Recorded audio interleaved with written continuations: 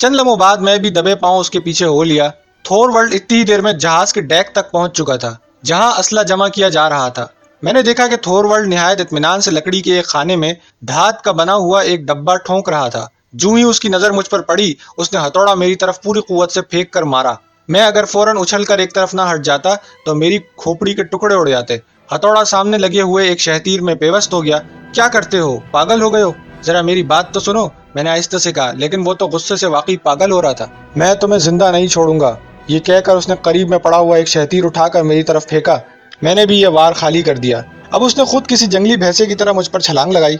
मैं इधर मुस्तैद था, दाएं हाथ का गूजा पूरे जोर से उसके पेट पर मारा। वो दर्द से दोहरा हो गया। मेरा दूसरा मुक्का उसकी थोड़ी पर पड़ा, फिर तीसरा और चौथा। वो तेवरा कर गिर पड़ा, लेकिन फौरन ही उठा। उसके नाक और मुंह से खून जारी हो गया था। उसने उठते ही बिफरे हुए चीते की तरह मुझ पर छलांग लगाई, लेकिन मैं 10 ब 10 लड़ाई का माहिर था। इस दफा मैंने उसे फर्श पर लिटा दिया। मैंने नाजियों से खाई हुई मार का बदला थोरवल्ड पे खूब उतारा। जब देखा कि वो बेहोश हो गया तो मैंने जल्दी से खाली क्रेट उस पर रख दिया और फुर्ती से उस धात के डब्बे को उखाड़ कर, जिसमें टाइम बम छुपा हुआ था, करीब ही पानी से भरे हुए ड्रम में फेंक दिया। उसके बाद मैंने 3-4 खाली क्रेट थोरवल्ड पे गिरा दिए और हलक फाड़ कर चिल्लाया, बचाओ बचाओ बचाओ। ऊपर खड़ा हुआ एक मल्लाह मेरी पुकार सुनकर दौड़ा हुआ आया। फिर एक जर्मन सिपाही ने नीचे झांक कर देखा। क्यों गधे की तरह चिल्ला रहे हो? मेरा साथी क्रेटों के नीचे दब गया है।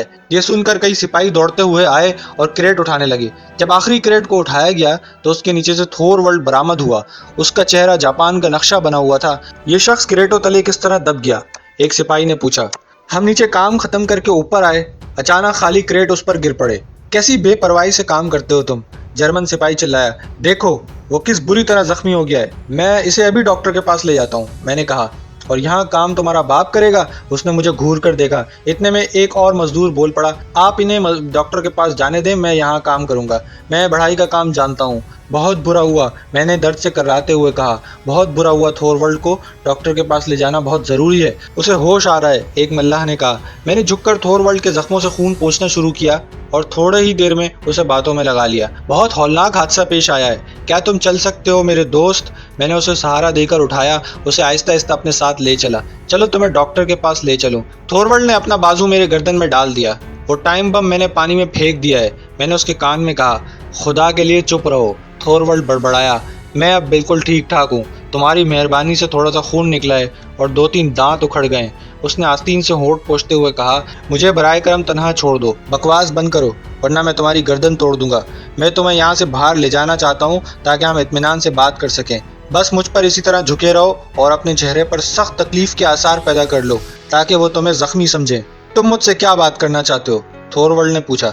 मैं तुम्हारे ग्रुप के आदमियों से मिलना चाहता हूँ। ये सुनकर थोरवल्ड को जैसे बरकी झटका लगा और वो मुझे छोड़कर यूं परे हट गया जैसे मैं कोई भूत था।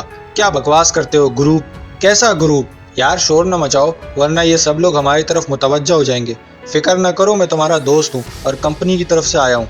वो फिर मेरा सहारा लेके चलने लगा। हम दोनों खामोशी से कार्ल जॉन स्ट्रीट तक आए। यहाँ आकर वो कहने लगा, मैं आगे आगे चलता हूँ, तुम मेरे पीछे पीछे आओ। थोड़ी देर बाद हम ट्रॉली में बैठ गए और एलविल पहुंचकर फिर पैदल चलने लगे।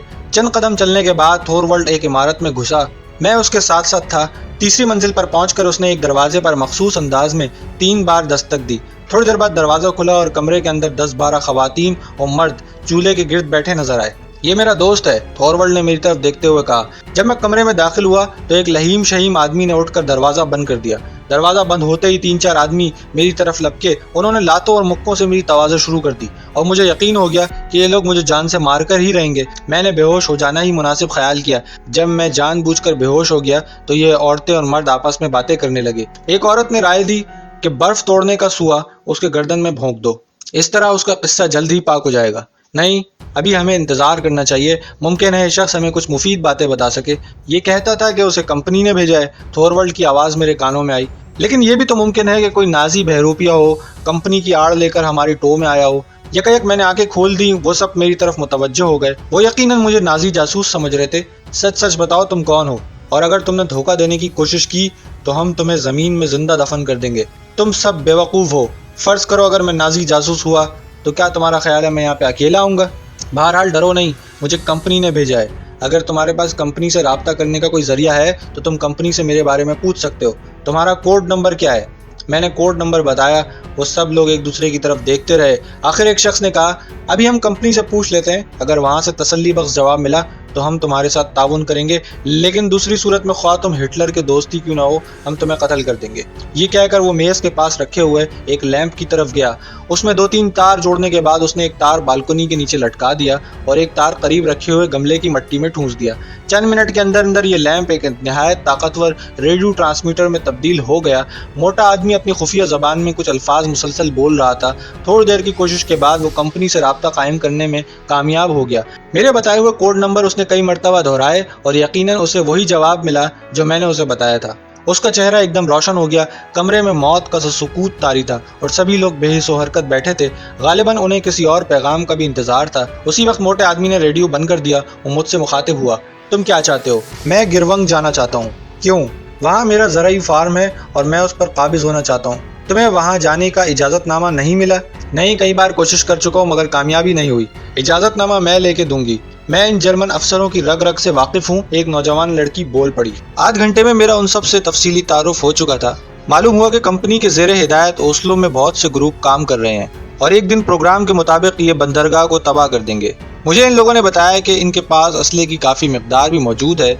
उन्होंने बताया कि नमूस के करीब ही नाजी आबदोज़ों के कई अड्डे काम कर रहे हैं, लेकिन इन अड्डों की सख्ती से निगरानी की जाती है और वहाँ परिंदा भी पर नहीं मार सकता।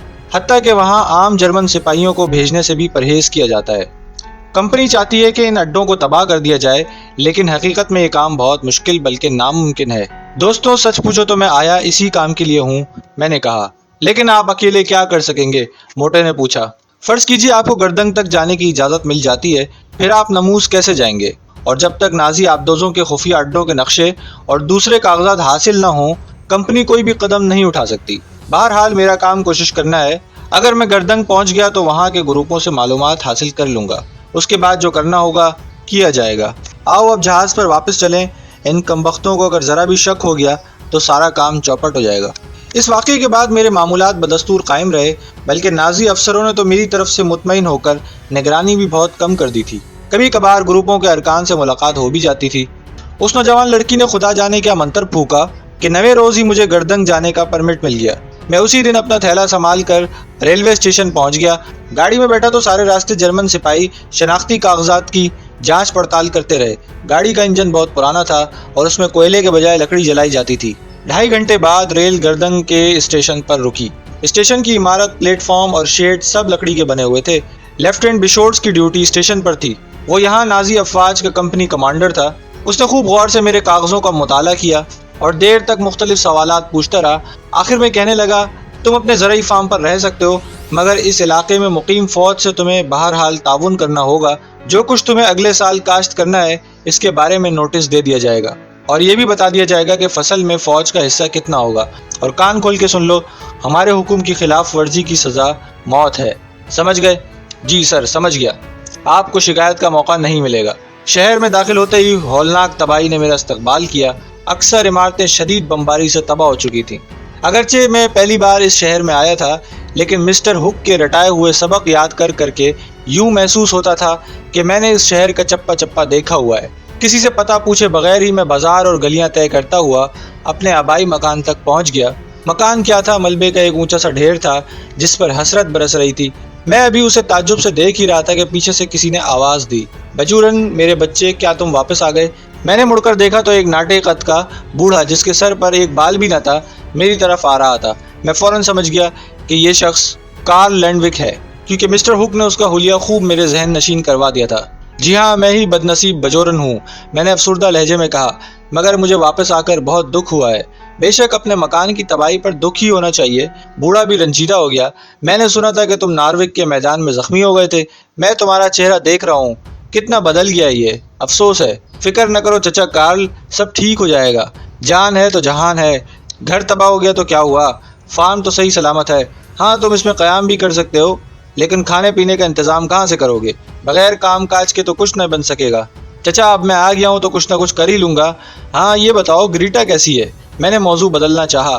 ग्रीटा अच्छी है बेटा, तुम्हें अक्सर याद करती है। मेरे स्टोर पे ही काम करती है। जनरल गार्बू उसे बहुत पसंद करता है। कभी कभी वो खाना और शराब लेकर जनरल गार्बू के क़याम गाह पर जाती है। جنرل نے اس سے وعدہ کیا ہے کہ جنگ ختم ہونے کے بعد وہ گریٹا سے شادی کر لے گا۔ یہ سن کر میرے کان کھڑے ہوئے۔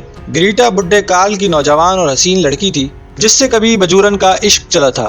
اب مجھے بجورن کا کردار نبھاتے ہوئے اس قصے کو بھی اثر نو زندہ کرنا تھا۔ جنرل گاربو کون ہے؟ میں نے پوچھا۔ وہ یہاں جرمن ملٹری کا سب سے اعلیٰ کمانڈنگ افسر ہے۔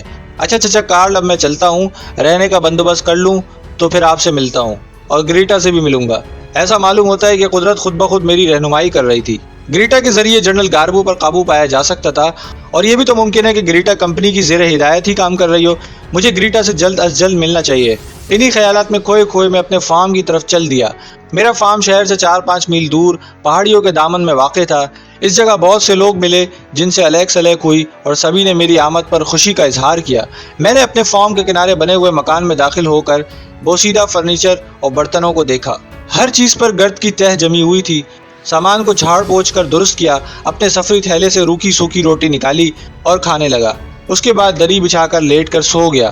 صبح آنکھ کھلی تو ایک پڑوسی کسان ناشتہ لیے میرے سامنے کھڑا تھا۔ شکریہ کے ساتھ ناشتہ قبول کیا اور کپڑے پہن کر شہر کی طرف روانہ ہو گیا۔